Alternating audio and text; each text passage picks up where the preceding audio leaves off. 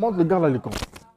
Nous y sommes et nous sommes en compagnie de Verlon Kanga, porte-parole de l'ordre du groupe des veilleurs silencieux, OGVS en sigle. Bonjour Monsieur Verlon Kanga. Bonjour Madame Marina. Comment allez-vous? Je me porte très bien, merci et vous? Ça va. Co-présentation Désiré Laure. Bonjour Désiré. Bonjour Marina. Bonjour Monsieur Verlon. Bonjour. Alors, Monsieur Verlon, nous parlons des liens de famille. Oui. Et vous convenez avec moi que tout homme est le fruit d'un lien de famille parce que celui-ci est issu d'un père et d'une mère. Alors, dites-nous spirituellement parlons, quelle connotation donnez-vous aux liens de famille? Merci pour la question. Je voudrais, avant de répondre à votre question, remercier le souverain grand maître de l'OGVS, le vénérable grand maître Anaël, pour ce temps de plateau.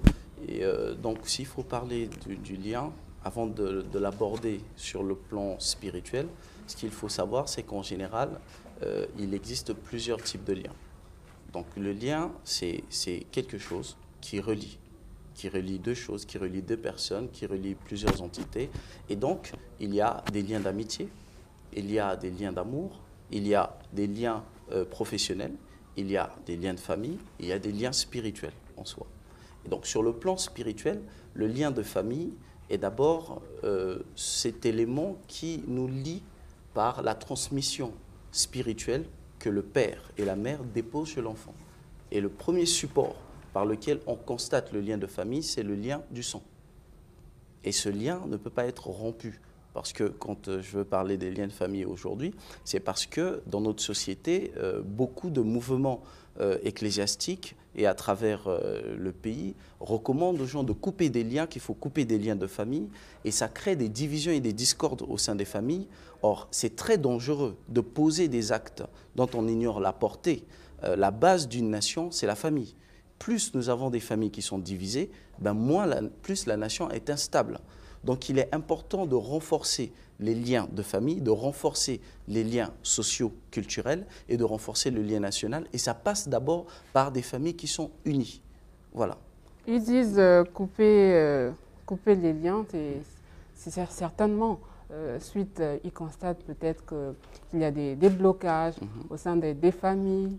Et après, on arrive à une conclusion que certainement, ce problème que j'ai, c'est toute une lignée qui fait face à ce problème. Ça veut dire que ce sont des liens de famille. Et donc, il faut y couper. Quand on coupe, ce n'est pas peut-être pour rompre la relation qu'on a entre un père et peut-être son fils. C'est peut-être d'une autre manière. Voilà pourquoi il parle en termes de... En fait, normalement, quand une personne souffre d'un problème, il faut savoir que la source de nos problèmes peut provenir de beaucoup d'endroits. On a trop généralisé les problèmes des gens, les problèmes sociaux des Africains en général, autour de la famille. Donc, quelqu'un peut souffrir d'une relation qui s'est créée à l'extérieur. Quelqu'un peut souffrir d'une relation qu'il a eue avec un certain type d'esprit qui, aujourd'hui, affecte tout à fait sa vie dans son ensemble. Et donc, quand on observe qu'il y a des problèmes dans la famille, que les parents souffraient de ça, les arrière-grands-parents, moi aussi j'en souffre, il est probable que nous sommes victimes d'un karma. Il faut plutôt parler d'un karma. C'est-à-dire qu'il y a un ensemble de faits qui, sur moi, pèsent. Mais la différence, c'est à quel niveau dès lors qu'on subit ça, justement? Non, mais la différence, elle se trouve au niveau où on peut très bien s'en sortir de ça sans rompre un lien avec quiconque. C'est-à-dire sans rompre un lien spirituel de famille. Par exemple, une personne qui a constaté que dans sa famille, par exemple, beaucoup de jeunes filles ne se marient pas. Et donc, à son niveau, il se rend compte que plus le temps passe, la jeune fille ne se marie pas. C'est un lien de célibat. On dit que c'est un lien de célibat. Et on va plus loin même pour dire que c'est un esprit de célibat. En fait, l'esprit de célibat en soi, c'est une invention des églises chrétiennes. Parce que le célibat est l'état dans lequel se trouve toute personne qui n'est pas encore mariée.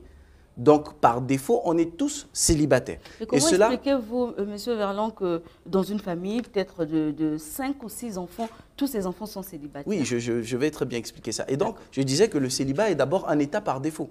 Donc, le célibat de quelqu'un peut durer 20 ans, 25 ans, 30 ans, selon que ce dernier estime qu'il ne va pas se marier ou qu'il n'a pas pu se marier. Les raisons pour lesquelles une personne peut ne pas se marier ou a subi parce qu'il veut se marier n'arrivent pas, mais il y en a beaucoup. Il y a des gens qui ont de très mauvais comportements, où les parents ont très mal éduqué tous les 5 enfants, qui n'ont pas eu la possibilité, évidemment, de garder un homme. Il y a aussi le facteur de la dot. Beaucoup de gens n'en parlent pas assez.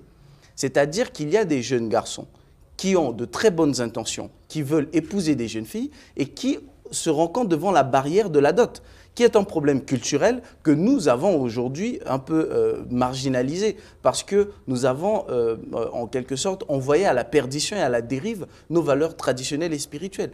La dot coûte extrêmement cher pour un jeune qui gagne très peu, vous voyez, donc ce dernier aurait du mal à se marier. Et s'il a ses 2 millions, ses 3 millions, ben il va peut-être l'investir, vous voyez. Et donc, quand ces jeunes filles n'arrivent pas à se marier, mais ce n'est pas une fille qui va s'auto-marier, il y a un homme qui va venir l'épouser. Et si ce dernier n'arrive pas à payer, et si ces derniers n'arrivent pas à gérer, qu'est-ce qui se passe? Est-ce que le problème de la dot est un problème de lien de famille? Non, il y a un problème sociologique. Et ce problème sociologique est aussi lié parce que les familles ne sont pas unies. Si les familles étaient unies pour renforcer les liens de famille, revenir aux valeurs culturelles de base, que nous, dans la tradition, dans la coutume africaine, la dot était symbolique. Elle représentait ceci. Et l'ensemble des familles combattent maintenant la dérive sociale que représente la dot aujourd'hui. Ben, à l'échelle nationale, on pourrait déjà avoir des mouvements qui vont produire du fruit. Et donc, en ce moment, au lieu d'aller attaquer, de vouloir rompre tous les liens de famille, ce que cette dernière peut faire, elle peut commencer, s'il y a une influence spirituelle, dans ce cas échéant maintenant, s'il y a une influence spirituelle, ben ce serait de commencer à purifier ce karma. Monsieur Verland, lorsqu'on parle de liens de famille, on voit tout ce qui arrive positivement dans une famille ou négativement. Toute la nation aujourd'hui, quand on dit lien de famille, c'est le diable. C'est-à-dire que c'est tous les maux de la société que les gens subissent ont comme une source au niveau de la famille. Quand on dit lien de famille, c'est négatif. Mais il n'y a pas que des liens négatifs de la famille. Il y a des liens positifs. À l'exemple, il y a des gens qui, aujourd'hui, témoignent d'une certaine sagesse, d'une certaine force spirituelle, mais ils puisent ça de leur famille. Il y a des gens qui, aujourd'hui, ont des grands-parents qui étaient très forts dans le commerce, qui ont beaucoup investi dans le commerce, et leurs enfants, leurs petits-enfants ne comprennent pas quand ils font le commerce, ça marche. Pour eux, c'est un don de Dieu, ils ne comprennent pas. Ils ne comprennent pas qu'il n'y a pas que la malédiction qui descend. Il y a aussi les bénédictions qui descendent. Et c'est un lien de famille. C'est un lien de famille. Quand les autres, les Juifs, crient, quand ils ont des problèmes, ils crient par le Dieu de leur père, Abraham, Isaac et Jacob. Ils cherchent quels sont les atouts spirituels positifs que leurs grands-parents ont posés, qui peuvent invoquer dans leur vie pour aider à avancer. Vous avez parlé du célibat. Mais pour vous, ce n'est pas forcément un problème, un lien de famille. Alors qu'il y a même si c'est toute une lignée qui est confrontée à cela, on ne doit pas peut-être parler en termes de lien de famille. Vous avez parlé du karma, oui. Ce que vous dites. Oui, si je parle du karma plutôt que de lien de famille, ici je fais une différenciation, on va dire, sur les termes, sur la terminologie, parce que dans notre société, quand on dit lien de famille, on voit trop le négatif. Et moi, ce que je veux par cette intervention et par le biais de l'ordre du groupe des veilleurs silencieux, qui vise à renforcer la famille, l'OGVS vise à renforcer les liens de famille pour permettre à ce qu'on ait des familles plus soudées et ensemble, on peut vraiment créer l'essor. Voilà, donc, oui. je disais que quand je parle plutôt de karma, parce qu'il faut comprendre qu'il y a des gens, ça on ne va pas le nier, il y a des gens, de par leurs habitudes initiatiques ténébreuses, vont vouloir sacrifier toute une descendance. Voilà. Et ce dernier va vouloir sacrifier toute une descendance. Et voilà, il y a des gens qui vont venir par lui, qui vont souffrir. Mais si ces personnes-là souffrent parce qu'ils n'ont pas pu s'échapper de ça, okay. C'est-à-dire que c'est de leur propre faute. C'est la notion de la responsabilité spirituelle. C'est-à-dire au lieu d'accuser toute la famille, on peut se rendre compte que mon niveau de spiritualité ne m'a pas permis de me sortir de ce karma. En ce moment, qu'est-ce que je fais? J'élève mon taux vibratoire, je vais faire plus de purification, je vais attaquer le problème à la source. Alors comment élever ce taux vibratoire? Alors là, il faut, je vous appelle à venir à l'ordre du groupe des veilleurs silencieux pour apprendre les vraies techniques spirituelles qui vont vous permettre de vous élever. Et ceux qui sont déjà dans l'engrenage, parce qu'il y a des gens qui souffrent tellement que ce qu'il leur faut, ce n'est peut-être pas un temps d'étude, mais plutôt une solution immédiate à leur situation. En ce moment, vous pouvez venir consulter le cabinet du Vénérable Grand Maître Anaël Ces liens ne peuvent pas être brisés par la prière, il faut uniquement passer par des maîtres spirituels. Alors, quand on parle, il y a beaucoup de gens qui vont à la prière, hein, j'assiste à beaucoup de séminaires sur les liens, après ils continuent de souffrir encore. Pourquoi? Parce qu'on ne coupe pas tous les liens de la même façon. D'abord, l'intention même de vouloir couper tous les liens est presque diabolique, parce qu'un être humain ne peut pas vivre sans les liens. Il est difficile de vivre sans les liens. Moi-même, tel que je vous parle, je suis le lien entre mon père, Richard Kanga, et ma mère, Théodorine Ondongo. Donc, c'est-à-dire je ne peux pas exister sans lien, parce que moi-même, je suis un lien. Et donc, voilà pourquoi vous parlez en termes de purification, c'est ce que vous faites. Bien évidemment, mais il n'y a pas que ça. Donc, j'ai dit qu'il y a beaucoup de choses à travers lesquelles. Donc, je voulais répondre à sa question. Elle a parlé de la prière. Par la prière seule, il y a certains types d'influences. Moi, je ne vais pas trop parler de liens. Il y a certains types d'influences négatives qui se trouvent dans la famille.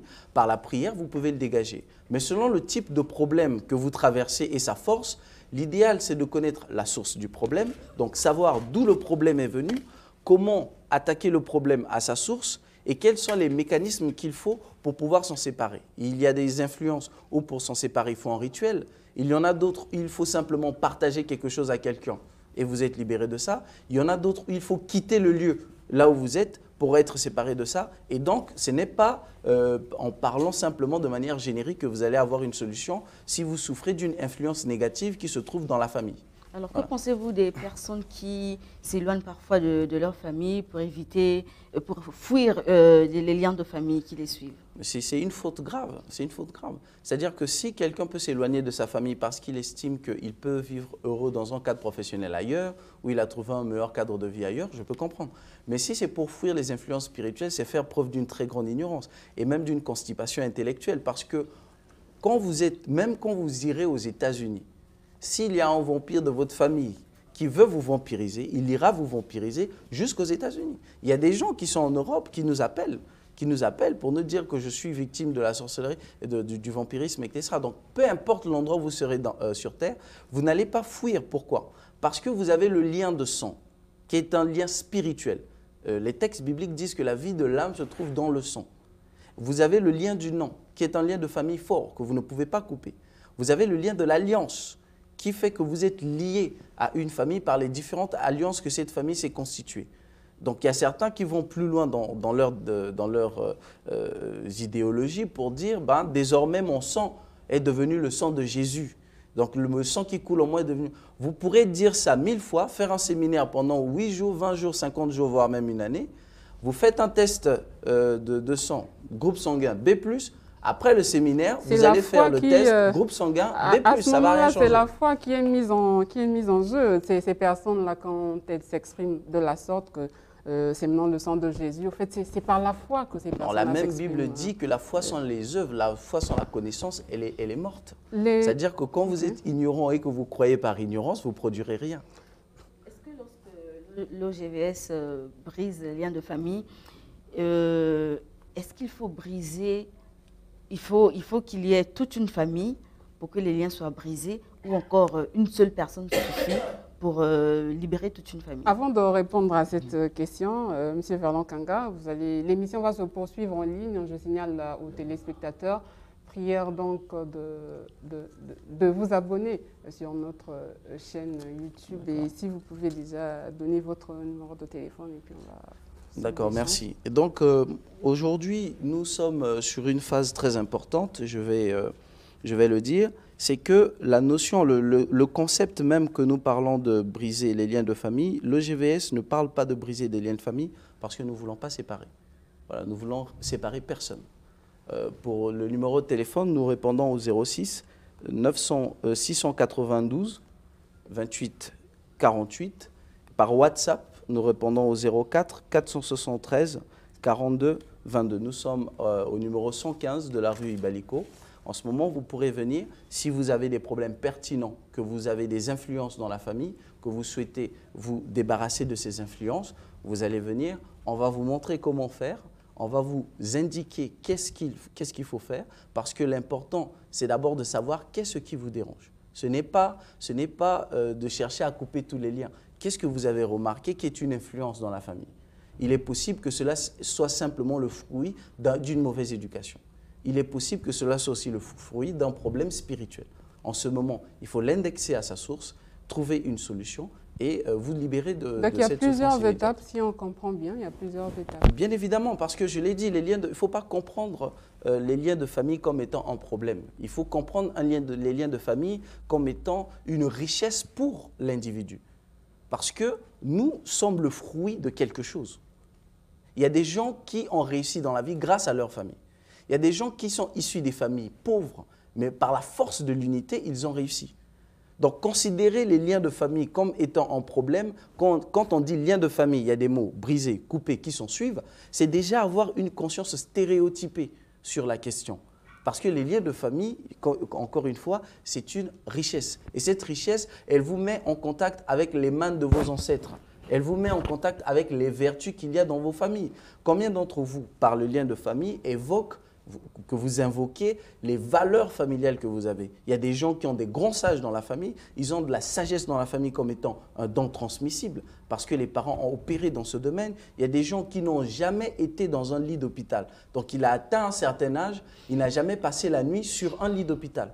Lui, il pense que c'est parce qu'il prie beaucoup. Non, vous avez eu des pères qui ont beaucoup aidé des gens là, vous malades. Évoquez beaucoup plus donc, le côté, comme l'avait dit Désiré, et vous évoquez beaucoup plus le côté positif des liens de famille. Tout à fait. Alors, chez vous, dans l'OGVS, vous dites qu'il faut savoir utiliser la force positive des liens de famille pour s'élever spirituellement. Est-ce qu'on peut en savoir un peu plus? Comment faire pour savoir utiliser la force positive? Voilà, la force positive des liens de famille pour s'élever, c'est que toute spiritualité commence d'abord au sein de la cellule familiale. C'est-à-dire que vous ne pouvez pas devenir un grand maître, un grand pasteur, un grand imam, un grand homme spirituel si vous ne savez pas d'abord puiser dans votre spiritualité familiale.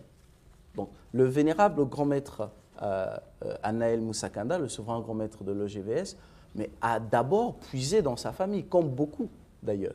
C'est une valeur spirituelle. Comment est-ce que l'on procède? La première des choses, en tout cas personnellement, j'ai tendance à recommander ce que j'appelle par une réconciliation. Il faut qu'il y ait une réconciliation entre vous et les mains de vos ancêtres. Il y a beaucoup de gens qui ont jeté le feu en désordre dans les églises, ont jeté le feu sur les égrégores familiales, ils ont jeté le feu sur leurs propres valeurs spirituelles et ont été sortis du clan spirituellement. Ils se retrouvent donc seuls. Pourquoi? Parce qu'il a voulu couper, il s'est retrouvé seul. En se retrouvant seul, hors du clan, hors de la protection spirituelle, qu'est-ce qu'il fait? Mais il devient l'appât.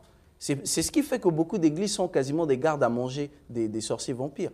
Parce qu'à n'importe quel moment, ça frappe et l'étendard sort là, Dieu a donné, Dieu a repris. Non, Dieu a donné, un tel a repris, parce que vous n'avez pas pu prendre de la sécurité pour ces gens. Donc, dans l'idéal, il est question ici de puiser dans sa famille. L'OGVS regorge de beaucoup de techniques très avancées en spiritualité qui vont vous permettre de devenir conscient de votre force spirituelle de la famille, de devenir conscient de l'éducation morale et des valeurs spirituelles, excusez-moi, des valeurs spirituelles et morales que vous avez dans la famille, que vous pouvez vous servir de ça pour pouvoir résoudre vos problèmes dans la vie de tous les jours. Alors, une fois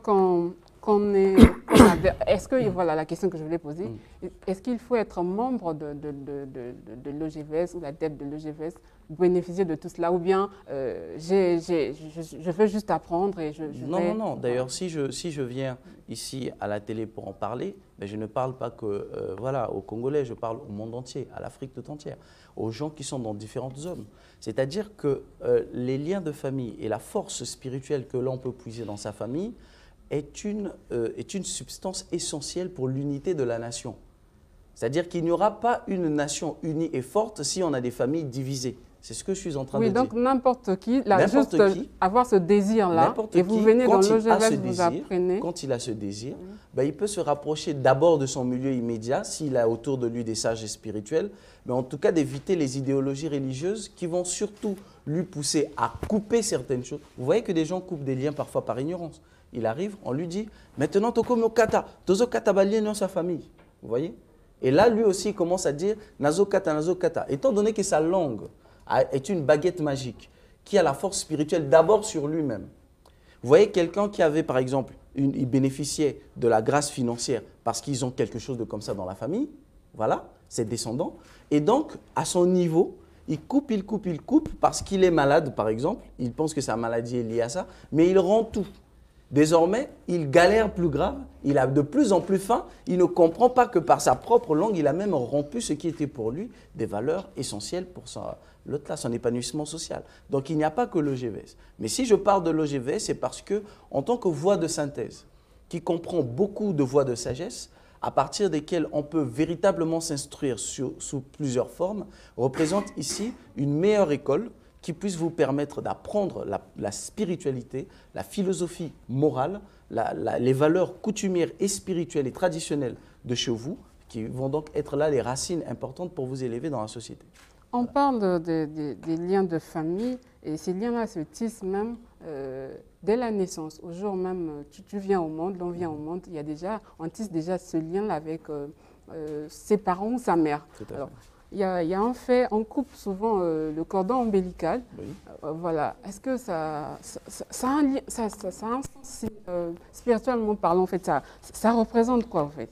Bon, le cordon ombilical, de par lui-même, a un sens spirituel tellement profond, et je pense que cette émission, on ne va pas peut-être en parler assez long, mais quand on rompt le cordon ombilical, on fait la rupture physique entre la mère et l'enfant, parce que c'était le pont par lequel l'enfant se nourrissait et recevait de sa mère. Désormais, ça veut dire qu'il est indépendant, il est rentré dans la société. Mais le lien spirituel demeure et ne se rompt pas. Et le cordon n'est pas totalement coupé, parce que si c'est une fille, par le même cordon, il y aura encore le même, c'est-à-dire ce même attachement si demain elle devenait une femme. Et pareil pour un homme. Mais c'est aussi une voie spirituelle. C'est un centre énergétique, un centre d'énergie, que dans la tradition de l'Inde, on appelle, c'est un chakra. Alors, vous avez dit tout à l'heure qu'on pouvait couper les liens de famille par ignorance. Est-ce que après avoir coupé ces liens par ignorance, est-ce qu'on peut encore retisser ce lien? Quand on a coupé, oui, quand on a coupé des liens de famille par ignorance, parce que on a été emmené par des religieux, des idéologistes à assouvir des volontés très très mal perçues, ce qu'il faut pour ces personnes, c'est là où c'est très important, parce que la réparation, elle est difficile, elle n'est pas toujours facile. Quand vous avez perdu, pour réparer, en ce moment, ça va demander un certain nombre de choses. Et ça, il faut vous rapprocher. Encore une fois, je l'ai dit, il faut vous rapprocher parce que votre ignorance ne vous a d'abord pas permis de conserver votre héritage spirituel.